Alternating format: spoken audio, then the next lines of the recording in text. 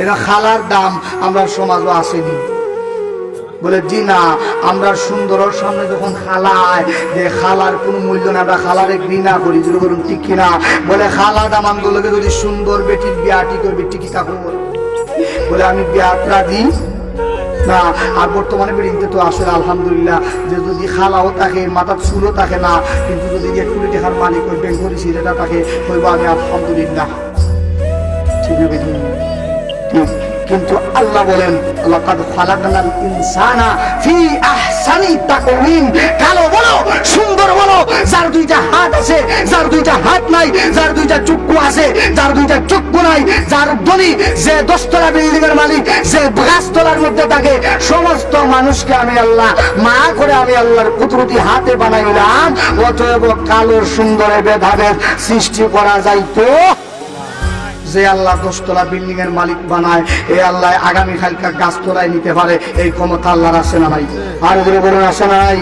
বলে কয়েকদিন আগে তুরস্কের জমিনে ভূমিকম্প হইছে। আমরা বাংলাদেশের ভাষায়, আমরা সিলেটের ভাষায় যেটা বৈশাল, আমরা সিলেট কইনি কয়। বলে আমরা বিল্ডিং খোটা ভাঙছেনি।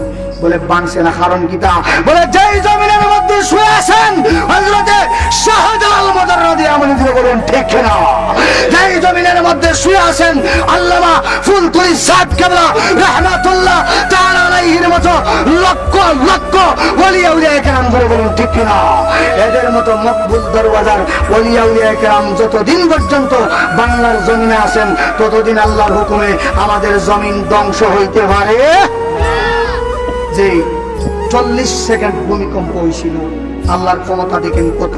40 সেকেন্ড আগে যেই ব্যক্তি 3টা বিল্ডিং এর মালিক আসিল, 40 সেকেন্ড ভূমিকম্প হওয়ার পরে ওই ব্যক্তি একটা বিল্ডিং এর মালিক থাকতে পারে না, রাস্তার ফতুর হয়ে যায়। এই ক্ষমতা আল্লাহর আছে না নাই? তাহলে আজকে যে ব্যক্তি 10 তলা বিল্ডিং এর মালিক আগামীকাল 22 তলায় যাইতে পারেন, এতে কোনো সন্দেহ আসেনি নাই? আজকে যে ব্যক্তি 22 তলায় আগামী 5 বছর পরে 20 তলায় উঠতে পারেন, এই সন্দেহ আসেনি? বলে নাই। কারণ আল্লাহ রব্বুল আলামিন সমস্ত মানুষদেরকে সৃষ্টি করলেন নিজের হাতে মায়া করে, সমস্ত মানুষের ভাগ্যের মধ্যে ভালো কিছু রেখেছেন, কিন্তু এই ভাগ্য দেওয়ার আগে আল্লাহ মানুষদেরকে কিছু দিয়া পরীক্ষা করেন।